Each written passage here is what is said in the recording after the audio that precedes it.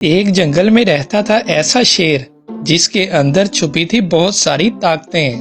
वो अपनी ताकतों को बढ़ाने के लिए अपने जिस्म से कई तरह के जानवर निकाल लेता था, लेकिन वो जानवर शेरू के अलावा किसी को दिखाई नहीं देते थे और इसी ताकत की वजह से शेरू कभी भी किसी से शिकस्त नहीं खाता था। यहाँ से कुछ दूरी पर एक चीते नाम का डाकू था जिसका काम था जानवरों को पकड़कर शिकारियों को बेचना। और इस बार उसने एक ऐसी जगह डाका मारा जहाँ पर उसके पास 40 से भी ज्यादा जानवर थे और वो उनको अपनी नजरों के सामने रखता ताकि उनमें से कोई भी भाग ना पाए। सिपाही, ध्यान से देखो, कोई जानवर कम तो नहीं है। नहीं महाराज, हमारे होते हुए इनमें से कोई नहीं भाग पाएगा।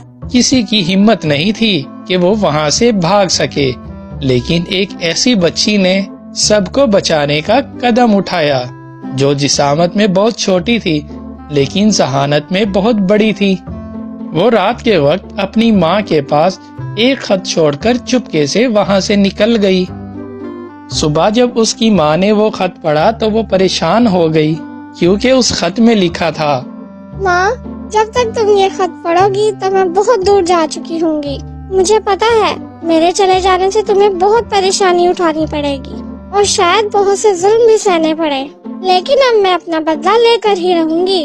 ये खत देखकर वो शेरनी बहुत परेशान थी, लेकिन शेरनी की बेटी रानी किस बदले की बात कर रही है, चलिए आपको बताते हैं। अगर आपको हमारी कहानियाँ पसंद आ रही हैं, तो हमारे YouTube चैनल को सब्सक्राइब कर लें।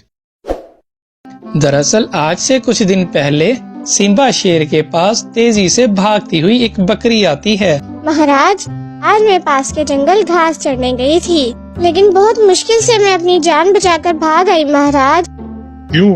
तुम्हें आखिर किससे खतरा है? पास के जंगल में चीते नाम का एक डाकू अपने ही जंगल के जानवरों को कैद करके कुछ सिक्कों के एवज बेच देता है। आपके होते हुए उन जानवरों पर ऐसा जुल्म तो नहीं होना चाहिए ना महाराज? तुम फिक्र मत करो, हम अपने सिपाहियों को लेकर अभी वहीं पहुंचते हैं। सुनो, तुम सिपाहियों को जल्दी से खबर करो, हम अभी निकलेंगे। फिर सिम्बा शेर अपने सिपाहियों को लेकर चीते के जंगल पहुंचा। सिम्बा के सिपाहियों ने चीते को चारों तरफ से घेर लिया और उसके सिपाहियों को मार डाला। अब तुम्हें घबराने की कोई जरूरत नहीं है, तुम सब आजाद हो।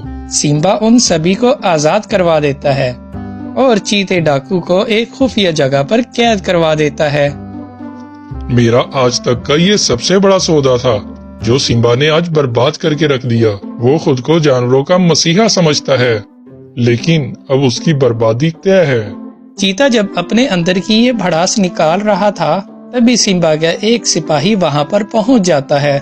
तुम्हारे अंदर की आग सिम्बा को बर्बाद कर सकती है, लेकिन अकेले तुम उसका कुछ नहीं बिगाड़ सकते। अगर तुम मेरे साथ मिल जाओ, तुम अपना बदला ही नहीं बल्कि सिम्बा के जंगल के जानवरों से करोड़पति भी बन सकते हो। वो सिपाही चीते को आजाद कर देता है और सिम्बा का वो सिपाही तेजी से भागता भागता अपने जंगल पहुंचता है। सालों से जिसने अपनी फिक्र किए बिना तुम्हें हर मुश्किल से बचाया, वो आज खुद एक जाल में फंस गया।